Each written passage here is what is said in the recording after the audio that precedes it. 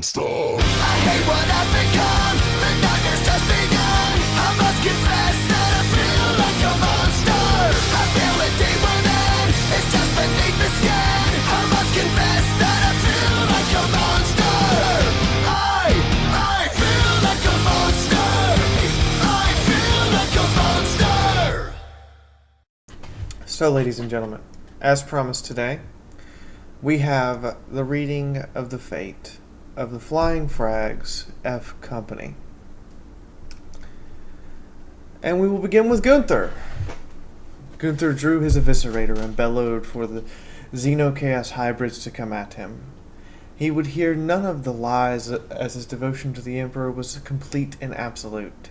He slashed his way through the horde of Xenos one at a time, until his great chain sword stopped working due to the acidic blood melting its mechanisms off. He tossed the damaged weapon directly into the body of one of the Sexcrons and picked up the remains of a Xeno, the tail using it like a spike with its stiff rigor mortis state. Eventually, however, with the help of his allies, only the great demon remained. He found that his weapon could not harm the creature, and mighty claws raked his skull. Normally, this would have been fatal, but his bone-hand implant took the blunt of the blow. However, it was disabled permanently and damaged beyond repair or replacement. Gunther, to his frustration, lost much of his gained intellect from the blow, and he would never have it back. However, after this mission, Fiaura did not have the heart to see him in this state, and promoted him to captain post-service. Even though Gunther wasn't gone, a service was held in his honor, and he was awarded the Double Eagle with ribbons for his service, one of the highest you can receive for facing demons in the Imperial Guard. Before he was taken under the care of Farragates until the Crusade could find a suitable world, he had earned his new home, and it was granted to him without question, a homestead to start his new life outside of the Guard. His heroism was so legendary within the unit that his likeness was placed upon the F Company's flag as a symbol to rally around for the remainder of the time that the Flying Frags would ever be in the service of the Imperial Guard, which continued for nearly 2 additional millennia. Camfain's fate was short. He fired his hotshot las over and over, the hellgun raining out until the barrel should have melted. His calm demeanor, however, did not save him when the Sexcrons opened fire. He managed to dodge several of the blasts of purple-tainted Necron-laced antimatter before one solid hit landed upon him. He was still standing, but half of him was missing. He looked to his comrades with the one eye he still had, his full of regret, before he fell to the ground, his life ended forever. Aberry Stubbs' court. Stubbs was doing his best given the circumstances to keep everyone alive. He expended all the vials of the special healing nanites he'd been given. He kept them fighting as long as he could, watching some fall permanently. The blast that took Camfain nearly made him lose all hope. What good could he do when half a human's body could just be blasted away into oblivion? He pulled through it, eventually taking up Camfain's weapon and shooting it till the barrel was actually melted and the pack for the hellgun was completely out of charge. He watched Ivan's actions with pride to finally see him come out of his shell, and he with great effort from himself and others would drag Gunther out of this hell to survive another day. He would survive this hell and become the chief surgeon of the entire Flying Frags regiment. He also would become Fiaura Farragate's personal advisor for the next 40 years, till she and he agreed to retire together, along with the 12 urchins of war they had adopted. The two never married, nor were they actually ever engaged as a couple per se, but they did decide that life together was better than life separate, even when they could no longer carry a weapon or a surgeon's kit in the name of the Emperor. K-Lesser Serpentine. K-Lesser was not part of the mission Armageddon, but after quite a large debate about her tactics and instructions to avoid hurting her own squad, she was eventually promoted to the position of Regimental Explosives Trainer. Her job being to train in the use of explosives in regular and unusual situations, especially danger close ones. She would continue this profession for nearly 15 years as the primary explosives trainer and the explosives disposal and disarmament trainer for the entire regiment.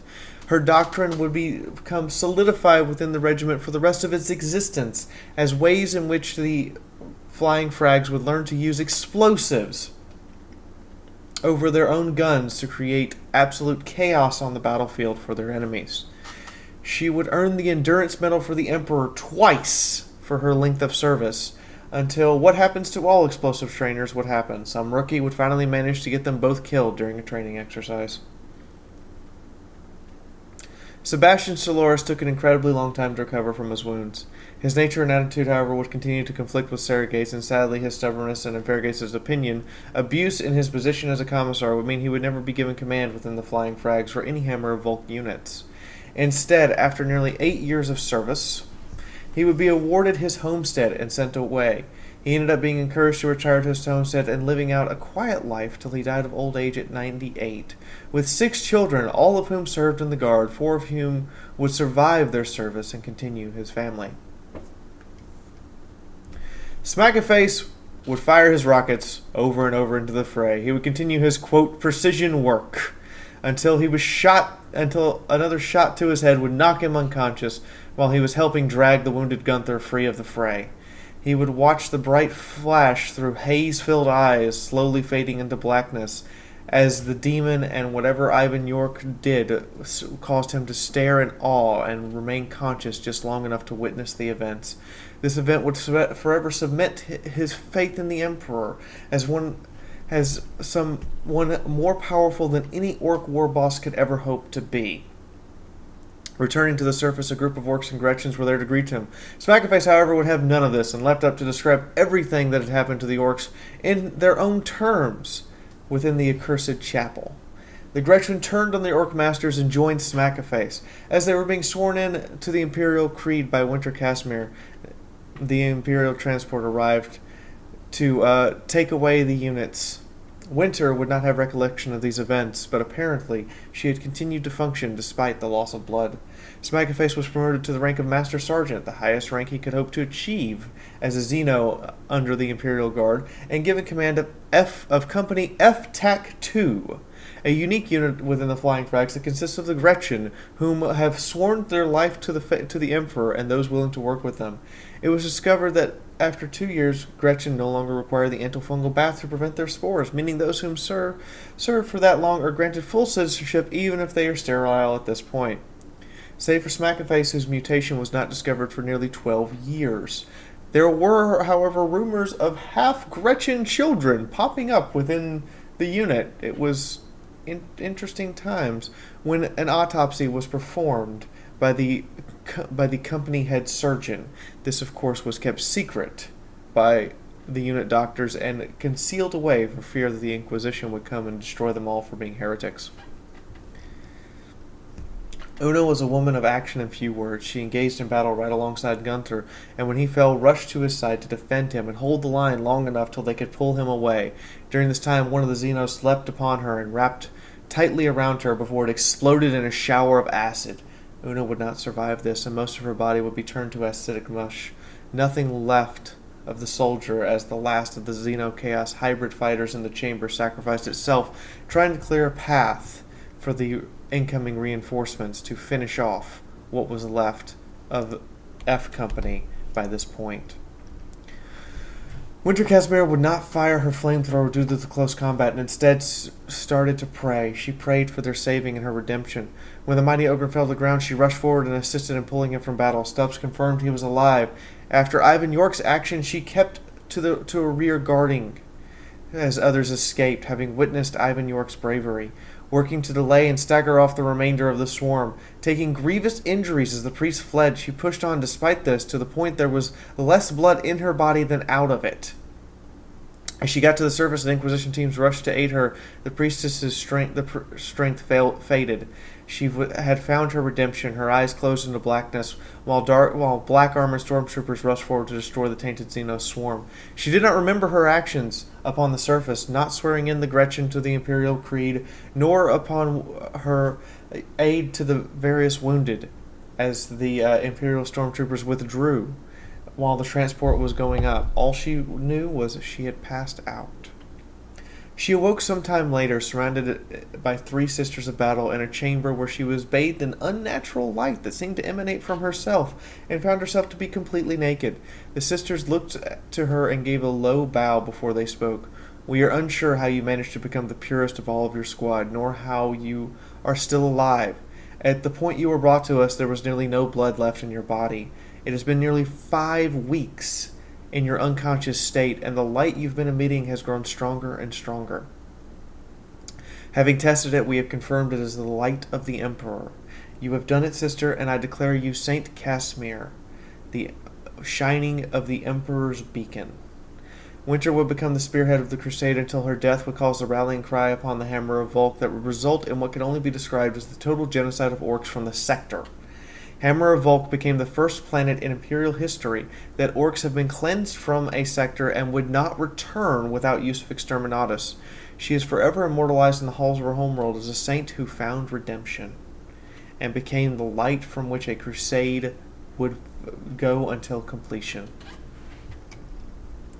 Many of the crusade ships adopted her as their bow mast, rather than their current ones, replacing the eagles of the Emperor with Winter Casimir effigies, in hopes that the light of the saint would guide them through the chaos of the warp. Ivan York sprayed the weapon he had until it ran out of ammo. Most of his weaponry was useless against the Xenos or had minor effect, the hybrid chaos taint protecting them. Left with no other choice, he drew his Eldar blade and leapt at the great demon when Gunther fell. They exchanged blows that can only be described as devastating. The Eldar enhanced blade able to pierce the demon's skin and causing it to reach in great agony that even a Slaaneshi did not enjoy. Ivan's skill was not the best, though, and he took equal blows from the demon, barely withstanding them. Eventually, the demon grew tired of this and attempted to use her powers against Ivan. Feeling his mind slip away, Ivan decided that now was the time to throw it all in. He took a great leap into the air and stabbed at the demon's heart. In a flash of warp taint, a portal opened and swallowed both Ivan and the demon into the hell of the warp, taking the Eye of Slaanesh with them.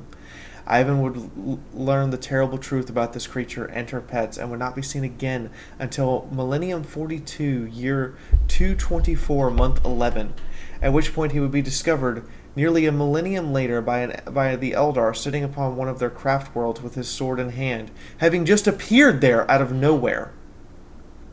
A survivor of the Eye of the Warp in the realm of Slaanesh, the Eldar would study him to figure out exactly how he had managed this.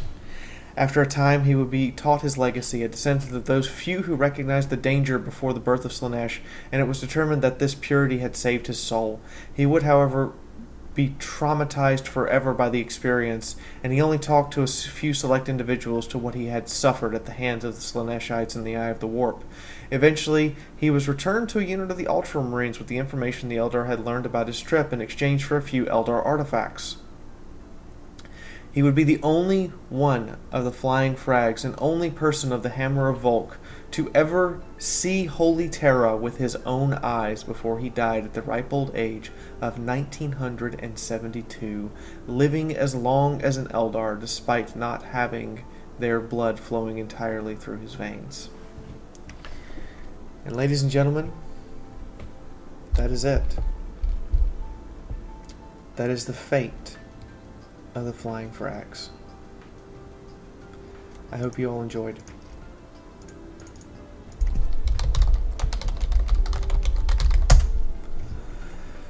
If you did, please leave a like. Remember that role-playing games like this are supported by you guys. Please do what you can by supporting me on Patreon. Again, we're getting close to that. We're actually over the halfway mark now to the Patreon number that would result in me turning off ads on YouTube altogether and just going with you guys as the support. If you would like to see the previous episodes of Flying Frags right here, I've also taken the time to organize it all into a massive playlist just for you.